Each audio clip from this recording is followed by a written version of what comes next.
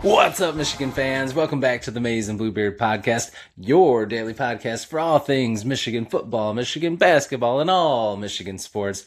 I'm Chris. I appreciate you taking the time to hang out with me and talk a little Michigan Wolverines. We got a lot of football content to get to that came out in the last couple days.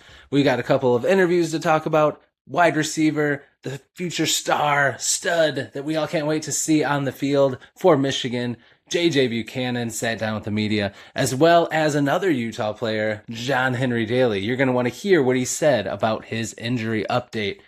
And we'll take a look at some more odds and ends notes from inside the program, what some people within the program have said to the media, talking about what it's like under Kyle Whittingham, things they've noticed about the offense and defense, and some early look at depth chart and how it's shaping up on the offensive end as well.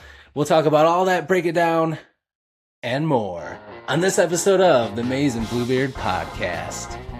Let's go blue, and let's get to it. Before we get into our interviews, I just wanted to say real quick a congratulations to the women's basketball team. Unfortunately, their run came to an end in the Elite Eight against a very, very good Texas team. And unfortunately, Michigan had a bad shooting night, and they were a little overmatched. Texas had a lot of size on the inside, and Michigan, it was really just, they were getting one shot, and they could not get a rebound, and they just could not score, and their defense held up for quite a while. Texas didn't even hit a three until late, halfway through the third quarter.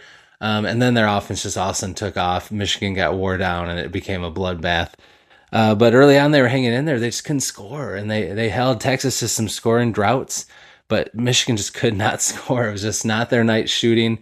And like I said, they couldn't get rebounds. So they would get one shot, and they'd miss it, and Texas would get the rebound. And they held on as long as they could, but then Texas just has so much length and size on the inside. They're very talented. They're number one seed for a reason, and they just took off and left Michigan in the dust. So Michigan's got some things to figure out going forward. They've been very talented, very scrappy, good defensively, but they're going to have to find a way to get over that hump. They've been one of the best teams in the Big Ten. They've gotten to the Sweet 16, now the Elite Eight, but they're going to have to recruit or get some size to hang with the big teams now that they're getting closer to that spot. So I think they have a great coach. It's a great program, and I'm excited to see what they do and how they retool to come back and make another run next year. But congratulations. They were a fun team to watch. They're a great group of ladies. And I wish all the ones that move on after this the best. Thanks for everything you've done at Michigan, and I look forward to what they do next year. This program keeps growing and being successful every year. I can't wait to see where it goes from here. Sky is the limit, but their season did come to an end. So congratulations to Texas as they go on, but congratulations to our women's basketball team for a fantastic season. Go Blue. Chris Ballas and the Wolverine recently put out an article talking about some things they've heard from sources inside the program, as well as what they've pieced together from what they've heard and seen on their own from spring practice for the Michigan football team. And I'm going to share it all with you right now. It's some pretty awesome stuff. Give you a little taste. But if you want to check out the article yourself, down below is a link to the Wolverine where you can check them out. The Wolverine ON3, they do a great job over there. Love those guys and love their channel, which will be linked down below as well. But we already talked about how different it has been under Kyle Whittingham. People talking about if you're 5 minutes early to a meeting, you're late. If you don't go to school, you don't go to class, you're not going to practice, you're not going to play. There's air horns blowing on both ends of the stadium at the start of it. It's just fantastic. The weight room, they're working hard. The workout regimen is much harder. And Kyle Whittingham is in there doing it with them. It's fantastic. But some other odds and ends have come out, which I love to hear. A source inside the program said, attention to the little details at every position are important. They said that some players and inside sources talked about how you could call these coaches player coaches because they'll put their arm around you. They care about you as a person. They're respectful, all those things. But They will put a foot in your rear end if you need to shape up or you're not understanding something or you need that foot to inspire you. So they're a good combination of both. But they talked about the little details at every position they're focused on.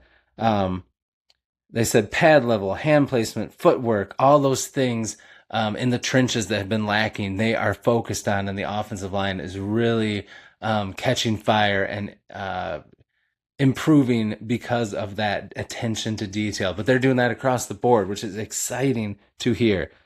So speaking of the offensive line, there's interesting with what they've ran out as the first team offensive line so far. So most of it's what we expect.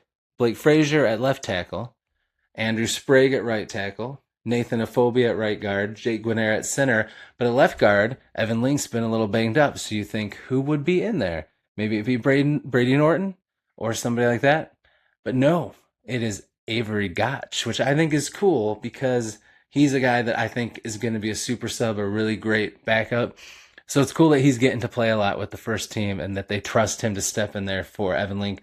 And it doesn't sound like it's a serious thing. He's just a little banged up to getting some rest. So that was interesting to hear.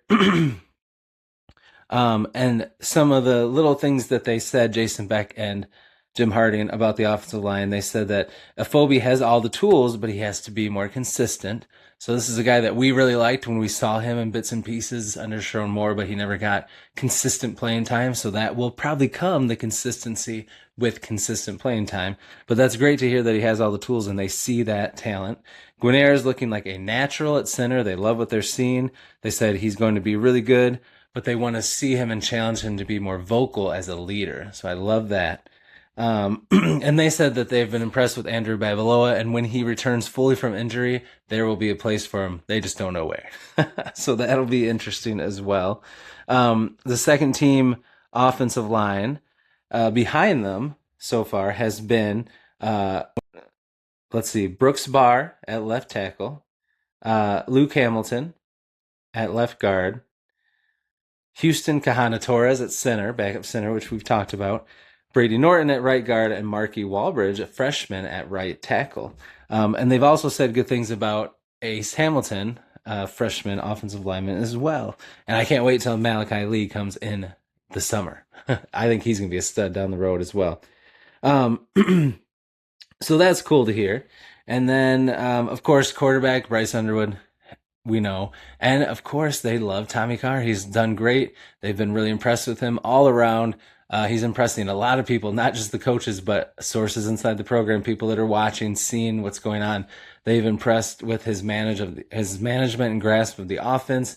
He's he's managing plays and series well, but he's shown that he can move and he can sling it. So they've been impressed with him all around. Special teams, they're saying, are night and day difference under Kerry Combs. Everybody's just more organized. They have the right people in the right places, and I think special teams is going to be really good this year, so that's awesome to hear. Nothing surprising with running back. We know Jordan Marshall is going to be the guy, saving Hyder number 2. And they said that the offense and practice and stuff, they've already trying out a lot of 2-back things and using them in interesting ways. So that's cool to hear as well. Wide receiver, the first team 3 wide receiver set that they've seen has been Andrew Marsh, J.J. Buchanan, and Jamie French. And the tight end starting with the top group has been Hogan Hansen. So that seems to be the starting pecking order for now. Zach Marshall 2, Deacon Tonelli 3, which we kind of figured. We weren't sure about Zach Marshall and Hogan Hansen, but so far it seems Hogan Hansen's getting the most reps.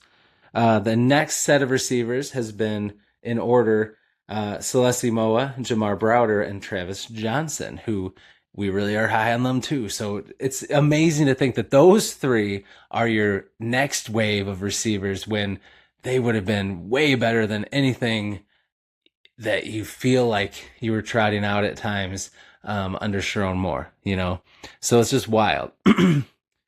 That's our backup receivers, and they all have so much potential. So pretty cool stuff. All right, then I think that's all I wanted to tell you about the offense. But Something else interesting right now is a surprise from coaches and inside sources. They said the defense was ahead of the offense on that day. It did seem like the defense was really doing really well, which is awesome for Jay Hill and company. But it said that they do see the pieces in place. They see things, there's some days they've looked better and they see things growing, and they think that once the offense clicks and they get a grasp of it as a group, that it's really going to be a fun offense to watch. There's a lot of talent. So that's exciting. But of course, as we've heard all offseason and spring practice, defensive coordinator Jay Hill is legit. So they expect that defense to take a huge jump compared to last couple years. And then finally, just one more piece on this odds and ends stuff was what someone in the program said about Kyle Whittingham, and I think this is really cool. It says, Coach Whittingham is exactly who Michigan needed in this time of so much chaos and ambiguity within... Coach Whittingham is exactly who Michigan needed in a time of so much chaos and ambiguity within the football program and athletic department. He's receptive. He respects everyone's opinions, but I like this. At the end of the day, it's going to be his way or you can get the hell out of here. I love that. I love it. I love that because he's such a good dude and players are going to love him. He's going to put his arm around him. He's going to care about him. He's going to be like that fatherly figure. But if you don't do things his way, get the hell out of here. I love it. It says you could tell from player interactions, body language, how they were doing things throughout practice. They all are on the same page. They're bought in. It's clear each and every one of them are working towards the same goal. That's what I like to hear. We have not seen that for a bit, and it'll be nice to get back to focusing on the little details, getting them right, and being all on the same page, focused on football goals, winning championships, and not all the garbage that we dealt with the last couple of years. And even honestly before that.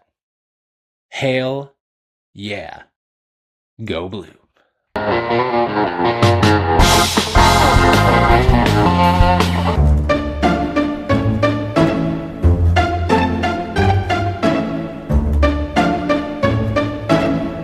All right, up next, a couple of new Michigan players spoke with the media, both from Utah, both in the transfer portal. First up, we'll talk about J.J. Buchanan, wide receiver, formerly thought of as a tight end, but now we know he is going to be a big, rangy wide receiver.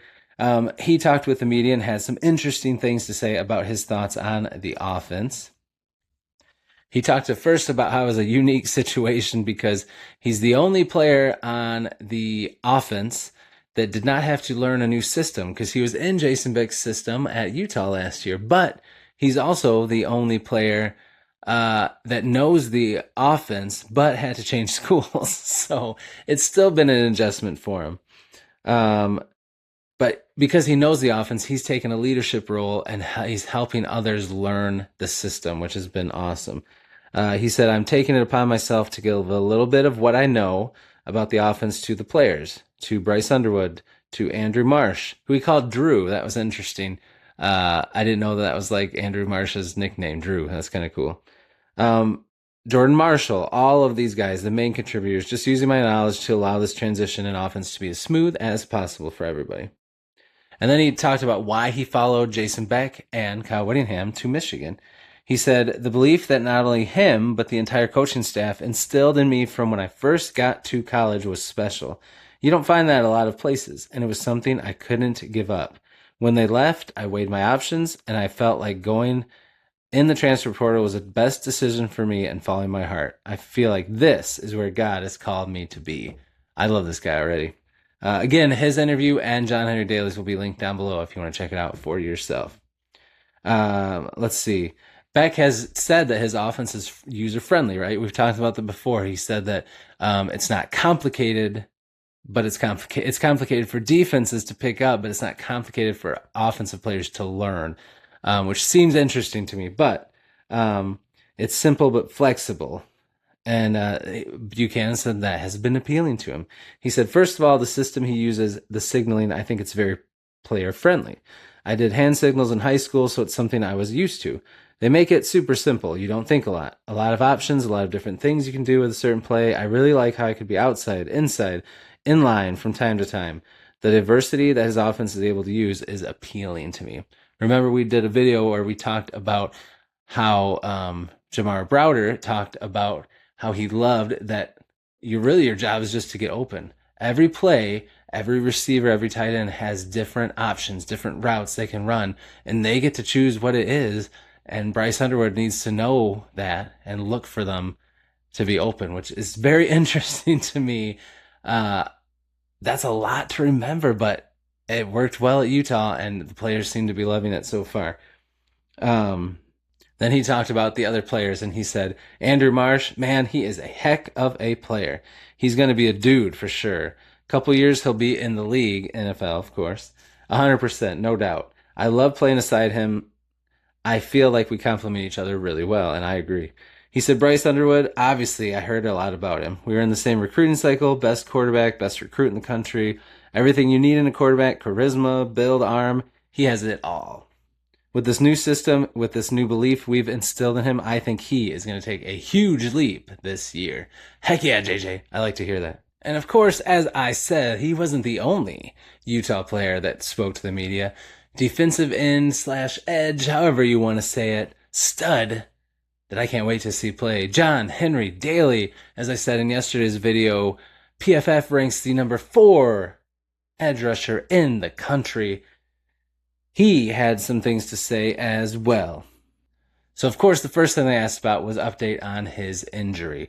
So we all want to know. This is what he said. Physically, upper body wise, I'm probably the best I've ever been in my life. Oh yeah. With regards to my injury, I'm coming along really well. And now listen to this. This is huge. This is huge at this point of this injury. This is really good news. Listen up. I'm starting to jog and run right now. I'm feeling fantastic, and everybody is optimistic about it. Just a whole lot of lower body exercises, getting it after it every single day. We do a lot every single day. I'm here every day putting in that work because it's worth it.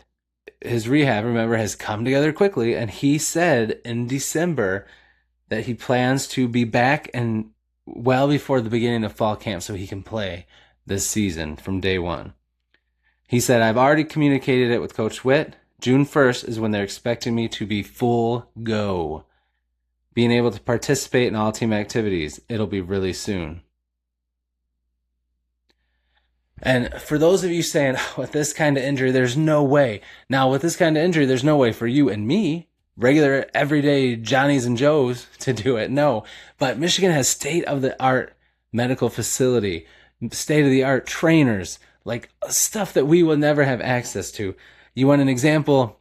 I'm a huge Pistons fan, and their number 1 seed, the number 2 seed that's coming right after them is the Boston Celtics, who have Jason Tatum back, who had a similar injury, and he returned much earlier than people thought. It is possible. It can happen. Of course, we want it to be safe. We don't want it to be rushed. But I trust this coaching staff to have their players' best interest at heart, especially a player they've known for a while already. So I don't think he'll come back if he's not cleared and it's not safe. But it sounds like he is rocking and rolling and working his tail off. So I'm going to believe him, and I'm going to be pumped and excited that he could be there day one, first game of the season.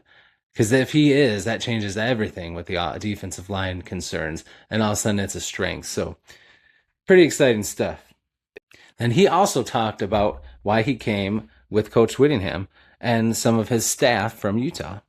He said, you know what you get with Coach Whittingham. You know that you get discipline and hard work. We expect to win games, and that's what I love. He's got a very old school mindset. We're going to come in, attack every single day, and we are going to be tough. It's not always going to be easy, but it's going to be worth it. That's something that I love that you don't find everywhere, and that's something I wanted to be a part of. And then talking about Michigan, he said, it's been fantastic. The facilities here are amazing. I'm loving getting to know my new teammates and meeting all the different personalities on the team. It's been a great experience so far. He's pumped. I'm pumped. You're pumped.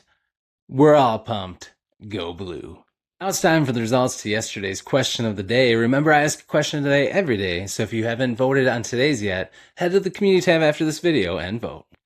Yesterday, with Michigan basketball team on a tear to get to a national championship and bring one home to Ann Arbor, I posted a question and I said, which of these championship run magical moments do you think is your favorite? So I had 4 options for you: 2 football, 1 hockey, 1 basketball.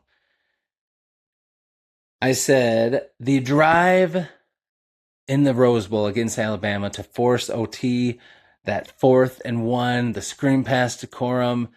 It was magical. It was terrifying. My heart was racing, but it was pretty awesome. Or the end zone game-sealing interception that just was incredible. That image of Charles Woodson leaping in the air to pick off Ryan Leaf. Awesome stuff. That was an option. Or Ramil Robinson's national championship clinching free throws, especially when he was a terrible free throw shooter.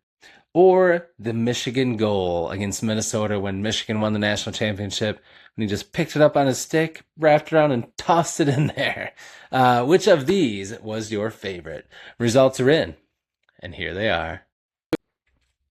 As you can see, it was the drive to force overtime against Alabama in the Rose Bowl. I figured it would be as magical as most recent.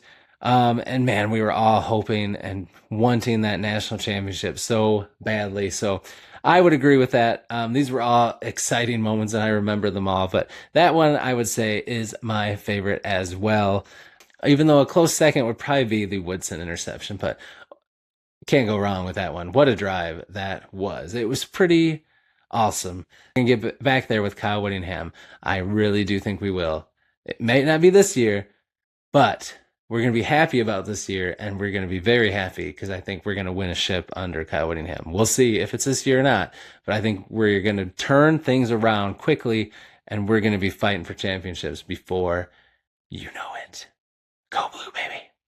That's going to do it for this episode of the Amazing Bluebeard Podcast. Thanks for spending time with me. I appreciate you so much. If this is your first time here or you've been hanging out with me for a while and haven't subscribed yet, please hit that button. Just hit it real quick. Then you'll know when I have videos and live streams coming out so you won't miss them. And remember, we're working towards 1,000 subs so I can dye my beard maize and blue and we can celebrate together. Help us get closer to that. If you are subscribed, I appreciate you, my friends. Thanks for being a part of this community. Be sure to hit the like button and leave me a comment. Both of them help the algorithm know that people are enjoying my videos so they can send them out and we can grow our community. And I also love talking to you in the comments. So leave one down there. I respond to everyone and I'll see you in the comments and I'll see you in the next video. And until I do, as always, Michigan fans, go blue.